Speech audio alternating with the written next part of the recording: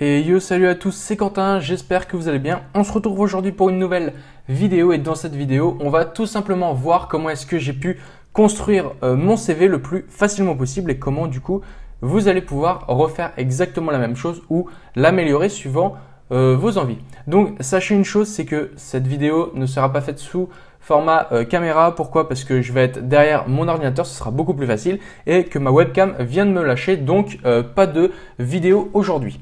Donc, sachez une chose, c'est qu'au cours de cette vidéo, vous allez voir comment j'ai constitué mon propre curriculum vitae. Mais il faut savoir une chose, c'est que c'est mon exemple, c'est ma propre création. Vous pouvez la réutiliser si vous voulez, mais sachez une chose, c'est que si mon CV ne vous plaît pas, vous pouvez quitter la vidéo, vous faites ce que vous voulez, mais ne venez pas critiquer puisque ce CV m'a permis de rentrer dans une grande entreprise. Donc, c'est plutôt pas dégueulasse. Donc, je vais vous présenter tout de suite le CV. Donc, vous voyez, c'est pas très compliqué.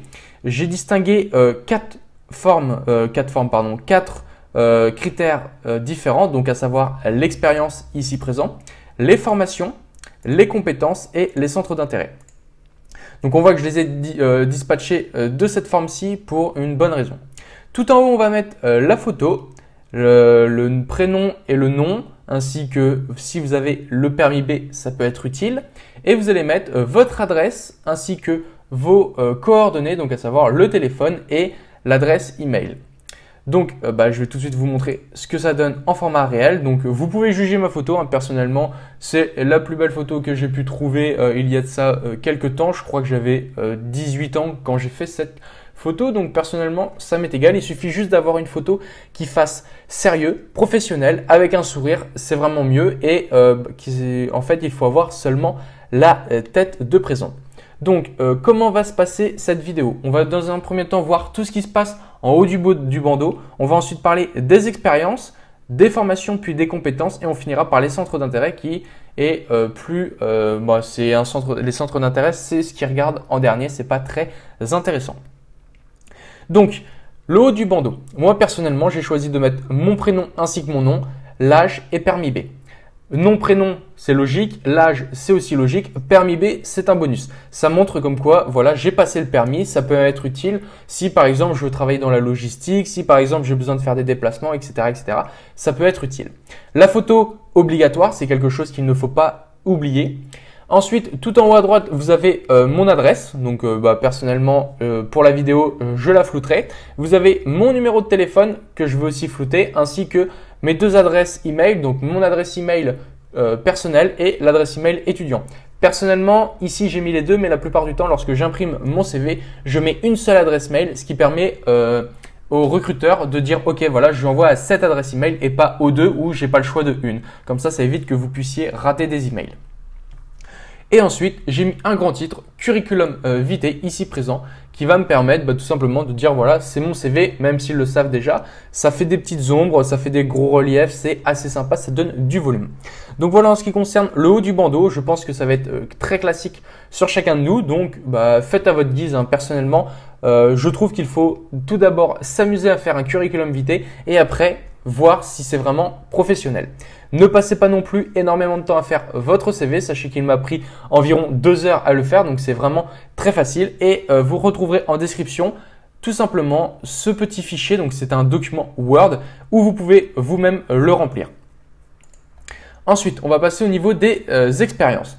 Donc, les expériences, déjà, elles doivent être absolument dans l'ordre décroissant. C'est-à-dire que si vous avez fait un stage cette année, eh bien, il faut impérativement qu'il remonte en tête des positions. C'est vraiment important. Ça va vous permettre de tout simplement pouvoir gérer vos expériences et de dire, voilà, donc l'année dernière, j'ai fait ci, l'année d'avant, j'ai fait ça, et ainsi de suite, redescendre jusque, moi, personnellement, c'est ici jusqu'en 2009. Donc, vous voyez, 2017 ici, 2009 ici, il s'en est passé des choses. Ensuite, donc pour tous ceux qui me regardent, ma chaîne s'appelle Étudiant Informatique et c'est consacré à l'informatique. Donc personnellement, qu'est-ce que j'ai fait? J'ai mis tous mes stages en informatique en tête. Donc on peut voir ici 2017 Capgemini Orléans, stage en licence 3, 2016 Société NES à Saint-Cyr-en-Val, 2015 Société IDsoft à Orléans. Ici on voit 2012, j'ai été pompier volontaire depuis 2012 et j'y suis toujours.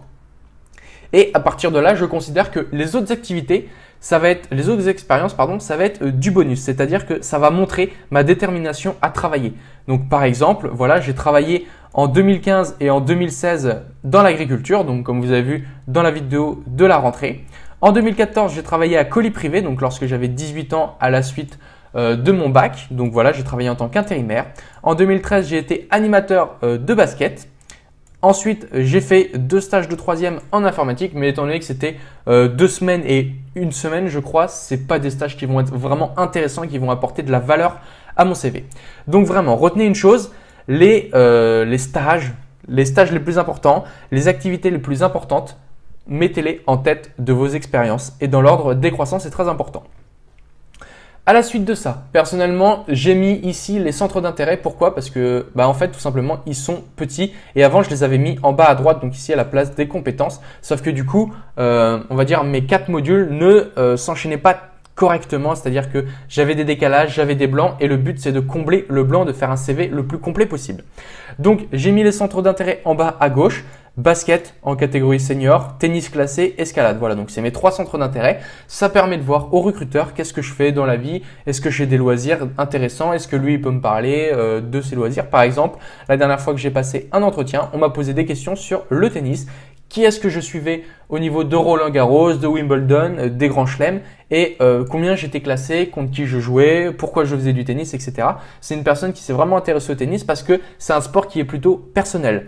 Contrairement au basket où on m'a posé la question pourquoi j'ai fait basket et pas tennis avant ou inversement parce que basket c'est plutôt un sport collectif et finalement tennis et escalade même ce sont des sports individuels. Enfin bref voilà c'est des petites questions qui peuvent vous poser. On verra ça dans une autre vidéo, les questions, se préparer à un entretien etc. etc. Pour le moment on est sur le CV. Donc ensuite, 3e module, j'ai fait les formations. Donc en fait les formations c'est quoi? C'est tout simplement votre parcours professionnel. Qu'est-ce que vous avez fait, quelle année, quand et où. C'est le plus important. Donc ici, formation. On voit, c'est encore une fois dans l'ordre décroissant. J'ai mis ma dernière formation, j'ai mis dans l'ordre décroissant qui est très important. Donc en 2017, ma licence 3 Miage que j'ai validée.